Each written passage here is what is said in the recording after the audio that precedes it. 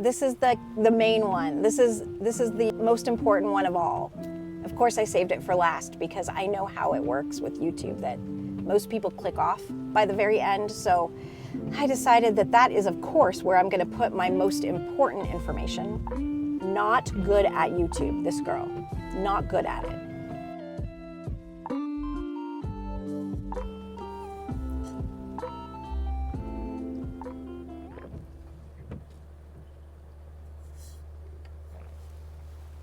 Good morning. How's everyone doing? I'm driving right now, so I probably won't be looking at the camera much, and it is super rainy today. Right now, I need to go to the grocery store, and I chose to film while doing this because we have a dude at our house who is replacing all of our upstairs flooring and the flooring on the stairs also, which needs it. We had carpeting that was like builder grade, just not very good carpeting, and we've lived in our house now for going on 9 years. So it was time. I hope the sounds of the rain and the windshield wipers aren't too loud. As you know, I've talked about not wanting to take the time to edit videos and not wanting to detract from making art and time spent doing that. And so this past week, I have thought not 1 minute about YouTube, other than to answer a few of your lovely comments. But I've spent it in the pursuit of making fun art that I love to make. And it's been very beneficial. I've already seen, like I said last week, a big improvement in my skills in terms of drawing, which is really where I need to focus. And so today I thought that as a nice, simple for me video that won't require a lot of editing, I would come on here and talk to you about some of the conclusions I've come to over the last week and how this time has served my process. This time away from YouTube has served the process of learning better art. Maybe I could make a little series of videos of like YouTuber artist who finally learns to make art and sharing it on YouTube. That would be a very long title. How about I come up with something a little bit more creative and get back to you? So yeah, gosh, what a beautiful rainy day it is. I also need to return some stuff, so I'm going to do that as well. I have a really strange thing to return. I'm returning underwear. Is that even a thing? I bought this like 6-pack of underwear from TJ Maxx, and it totally didn't fit me. It was like, I mean, it was the right size, but it just like didn't fit me. And it wasn't super cheap, so I'm taking it back. I washed the whole pack and folded it, and I don't know, is that just the grossest thing ever? Should I just eat the cost? I don't know. YouTube cheap artist who finally learns to make art and then talks about it on YouTube. Could add in that to the title. So, a few things that I discovered were in my mind while I was doing all this week, and I'm going to share them with you so that you get some value from today's video. And it's not just a vlog where I'm talking about my underwear. Number 1, your art can look boring or stale or like something is off if too many of your brush strokes are similar. And I know that is a commonly understood phenomenon, but it's one that I personally never really paid a lot of attention to until now. And just how important it is that those brush strokes are varied. Otherwise, it's just like round brush line, round brush line, round brush line, and like a million of the same stroke over and over. And I've been terribly guilty of doing this in my paintings up until now, and they've suffered for it. So in this piece that I worked on, I did use only 2 brushes. I used a round brush and a square brush, or a, yeah, is that what they're called? Just a square, flat brush. And that was it, but I paid attention to the shapes of each mark I paid attention to varying the way the brush left the color on the page.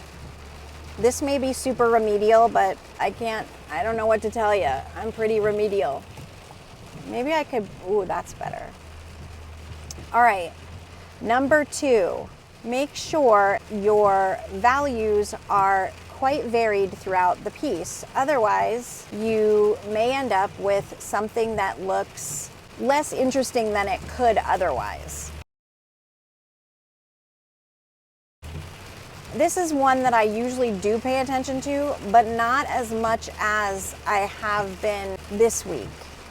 I've noticed that normally I focus all my attention on the really dark values, like making sure I do my darkest darks and my lightest lights, and then everything in between tends to just be kind of middle.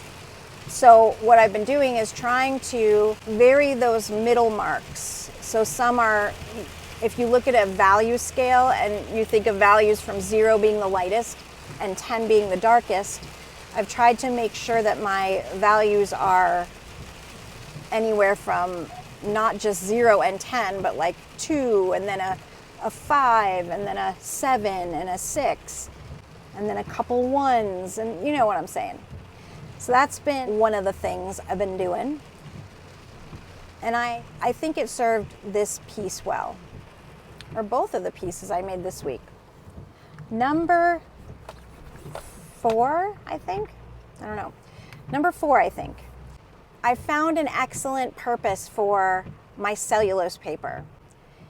In the past, understanding that cellulose is so different from cotton watercolor paper, I've stayed away from it mostly because I just didn't know how to use it to my advantage. But as a watercolor artist, cellulose paper can really behave as a means for, I'm really close to that truck. I hope my husband is not watching this. He thinks I don't know how to park. Me think he thinks correct. Can I back up? Dude, oh, there's like 12 people behind me. All right. Cellulose. It's like an undo button for watercolor art in the non-digital realm. I found that I had added way too much color in this piece, like around her eyes, and made her lips really dark going in from the beginning. And I had been focusing on the shapes and everything, but not focusing enough on just the way the paper takes watercolor differently than cotton paper does, and not realizing that it was all that my pigment would all end up sitting on top of the paper instead of soaking in. And that is exactly what happened. So what I did was just softly and gently kind of wiped off the extra pigment in the case of like around the eyes, and then for the lips, I just blended it all in together, and it ended up great. And the piece turned out really fun and loose and expressive. You let me know what you think, if you like it or not. But I had a lot of fun with it, and I finally have found, as an artist who primarily paints on 100% cotton, because that is my goal to use that paper for finished pieces, so I want to really make sure that my skills are the best on that paper. I've found an excellent purpose for the less expensive cellulose paper sketchbooks that are out there, and I'm thrilled because it really allows me to use the sketchbook as a sketchbook. I can wipe things off, and when I say as a sketchbook, what I mean is like for mistakes to be made and then redoing things over and over. I've been told by my friend Susan of Creative Solutions Art that is how, oh, my back hurts suddenly.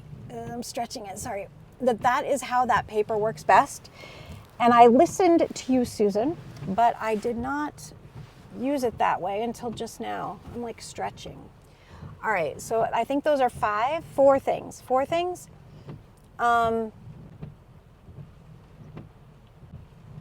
This is the main one. This is the most important one of all. Of course, I saved it for last because I know how it works with YouTube, that most people click off by the very end. So I decided that that is, of course, where I'm going to put my most important information. Not good at YouTube, this girl. Not good at it. Hence my subscriber count. Okay. But let's turn off these wipers so I can just make this final point and go into the grocery store. It's my hubby's birthday in a couple days, so I want to make him a really nice dinner and a cake and everything, so I got to get the stuff. All right, final point. Now I don't remember the point. Oh, make sure your brush strokes are meaningful. This has been a huge mind shift for me. The idea that you don't just like paint and paint and paint. Only put a brush stroke down when you need it to say something in the art piece.